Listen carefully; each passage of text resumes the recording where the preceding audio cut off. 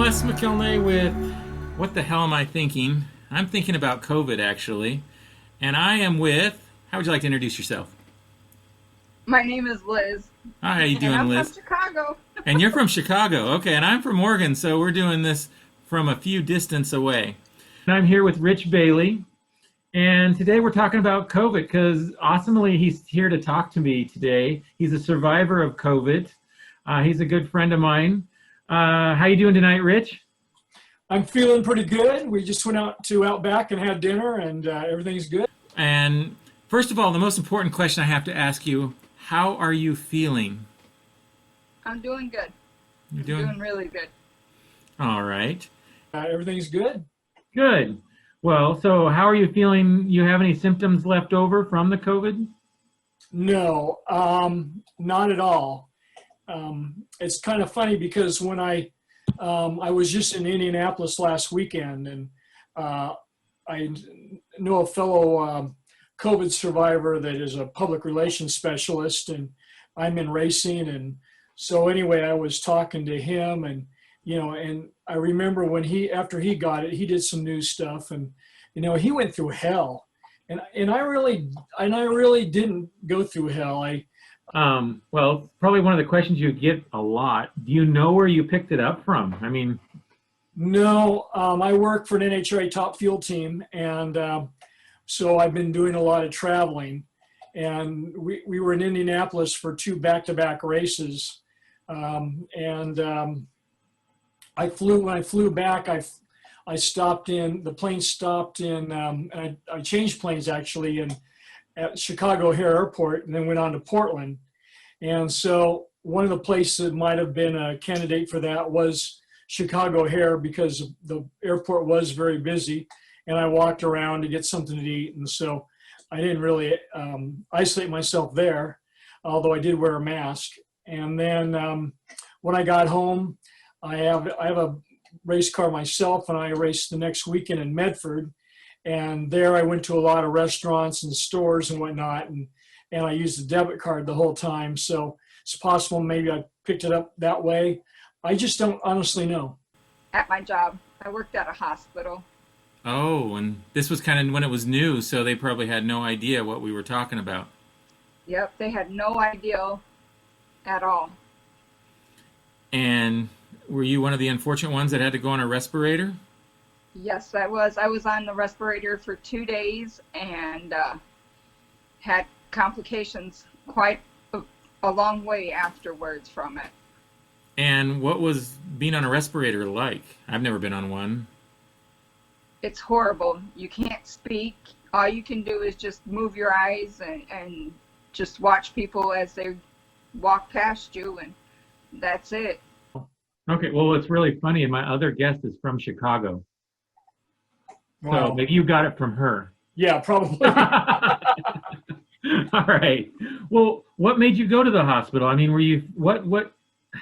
I mean, no one says, you know what? I think I should go. That's so hard. That's like twisting my arm when I'll be fine, kind of thing. Sure. And when you're a guy, that's tenfold, right? Yeah, exactly. Guys don't go to the hospital very easily unless they either have more common sense than the rest of the guys, or they got some symptoms that just aren't letting up. And so what happened to me was I got the COVID. Well, I woke up. One Sunday morning, and I had a cough. And then the next morning, I woke up, and I was hot to the touch. My wife could feel my skin without even touching me, and she says, "You're really hot." And I put the two together. I thought, "Oh, I hope I don't have COVID." I had been sick a week prior with what I thought was allergies, and it got to the point to where I couldn't breathe. And my husband got so concerned, he made me go to the ER, and they did the swabbing, and that's when they found out that I was tested positive for COVID-19.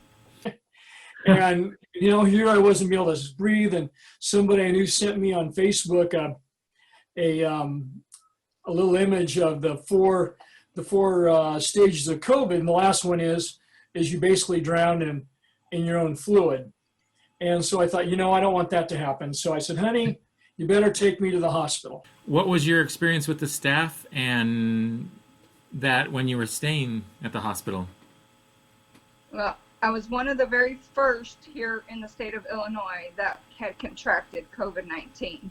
So when they would be around me, they were in like hazmat suits to where they were in full gear. And it was very scary and very, what I was mad about because they made me feel like an outcast. Hoping I would just get some meds and then I would be on my way. Instead, they told me that I needed to say goodbye to my wife, and you didn't know when you were going to see her again. Whoa, those are scary words. What's that? Those are scary words. Yeah, that was scary. And so then they put me in I was already on a bed, and they just basically rolled it out of the room and went to a back elevator, and then I went to a room. No visitors, nobody could come in or out of the room, nothing could come in and out of the room. Wow, that's scary. Yeah, when the nurses would have to come in and give me my IVs and stuff like that, they would be in that full hazmat suit. Very impersonal, but yeah. And put me on oxygen. And then all of a sudden, I finally had fallen asleep, woke up at 4 a.m, and they told me they're sending me to the ICU. Wow. And I thought, I'm not really that sick, am I? And so all of a sudden they put this big bubble over me, this huge plastic bubble. So then they rolled me up the elevator to the ICU. And as I got there was more people waiting for me to be there. And they pushed me from one bed to the other. And then the next morning, this is very important. Okay. The next morning, this was Friday, a doctor came to the room, and he was a respiratory specialist. And he says, what is your directive? And I said, I don't know what you're talking about. And he said, what if we were to incubate you and put you on a ventilator? And they already put me on this breathing machine, and I seem to be doing a little better as far as being able to breathe and whatnot. And I said, I don't think I want to be on a ventilator. And he says, well, why don't you want to be on a ventilator? And I said, because 80% of the people on a ventilator don't get off them.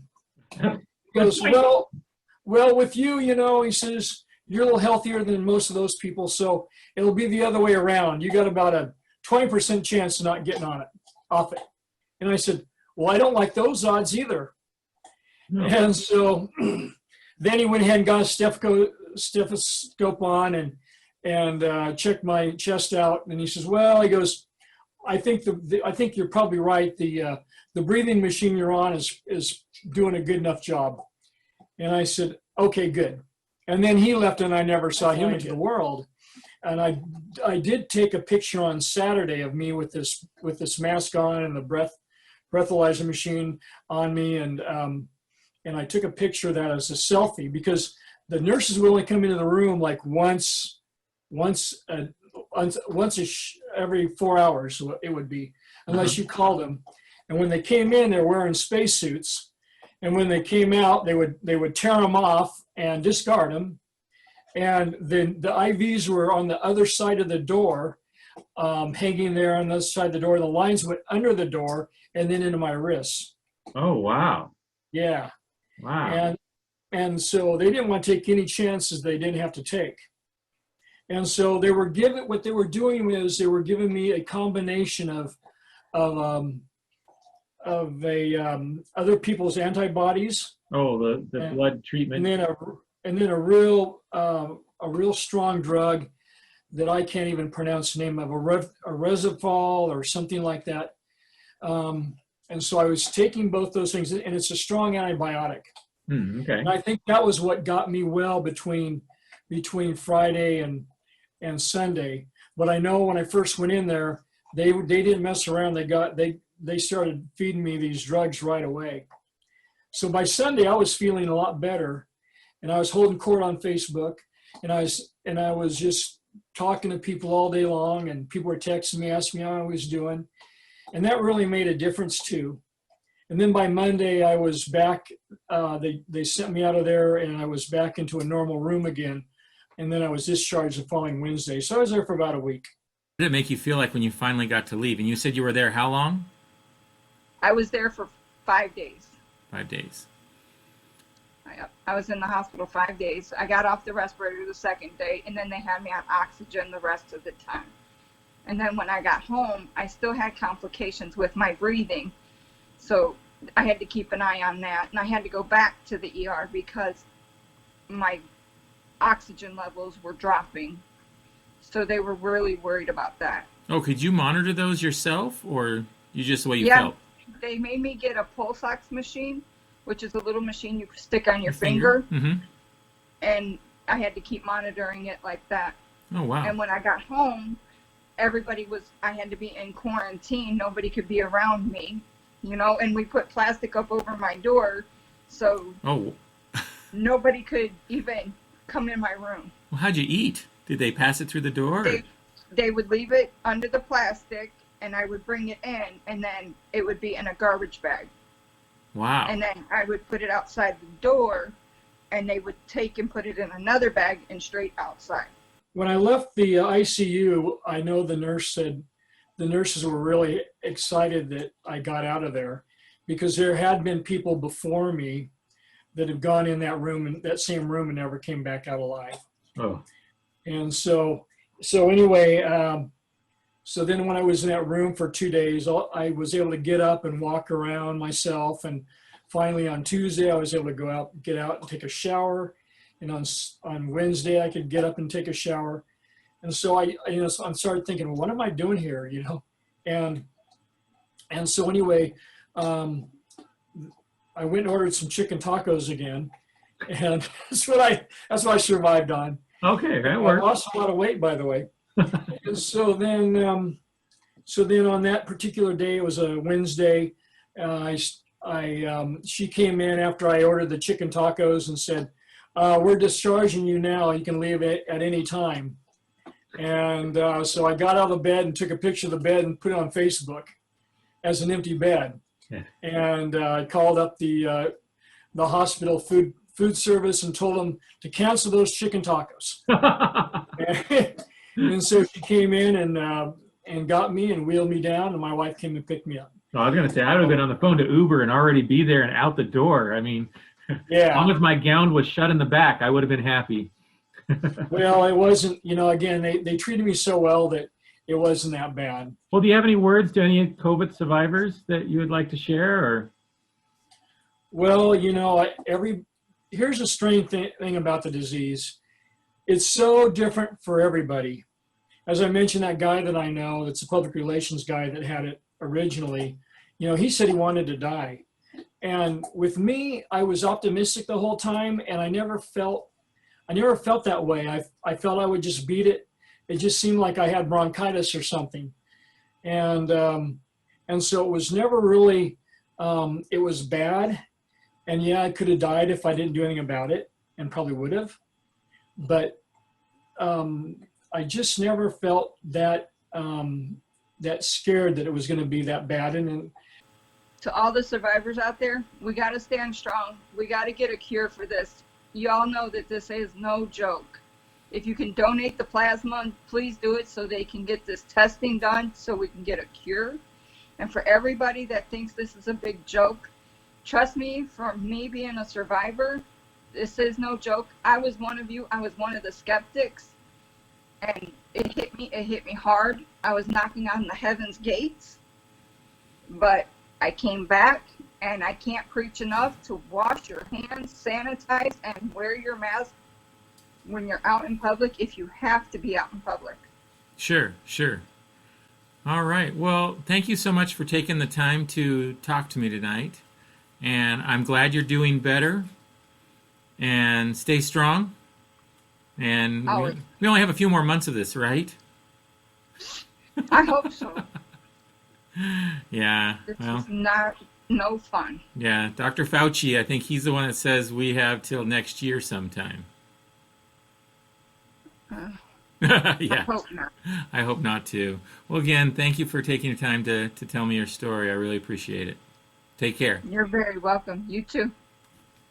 And I think one of the things that someone that's a COVID survivor, I wonder if I pressed up too soon and went out and started doing things too soon. The first thing we did was go on a hike and and we went around the park and did those kind of things. I didn't have any contact with anybody, but I was out, doing things.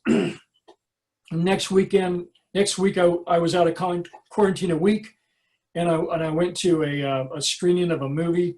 We weren't around anybody, and I haven't had any coughing or fever since I left the hospital. But then you kind of have this guilt thinking, should I waited longer? They just didn't really tell you. When they say you're out of quarantine, you figure you're out of quarantine and you shouldn't worry anymore. And so I didn't. But then I started thinking, and then when I was at the races this last weekend, I was around a lot of high profile people. And I think to myself, wow, what if I'm still sick and I don't know it? Oh, and so boy. you have these worries that you wouldn't have if you had just some regular cold or something. It's not like the flu, but it's kind of like the flu in a way that it just seems like when it's over, it's over. Sure. Well, I really appreciate you taking the time to talk to me. I think this information that needs to get out there because so many people are saying it's all bull and BS and no, don't worry about it. But Well, wash your hands, wear your mask, right? yeah, that's the whole thing with this is that it's got so many different levels, like I just mentioned, of severity. So many people get it and they can stay home for a week just like a cold, and there's other people like me that end up in the ICU. There are people that live in this state that had the illness and passed away from it. There's one guy recently, 29 years old, no underlying conditions, and passed away. Scary. So it is scary. And I was one of those guys that thought, well, maybe we shouldn't be worried about this. There's only a 1% chance of dying from it. But, still, even if you don't die from it, you still don't want to get it. That's the bottom line, because you don't want to end up in the hospital like I did. No, I don't. Chicken tacos aren't that great. I know you tried to sell them, but I'm sorry. They were okay. I got through my hospital stay with Facebook and chicken tacos. All right. Well, thanks, Rich, for your time. You take care. I'm glad you're All right. well. Thank you.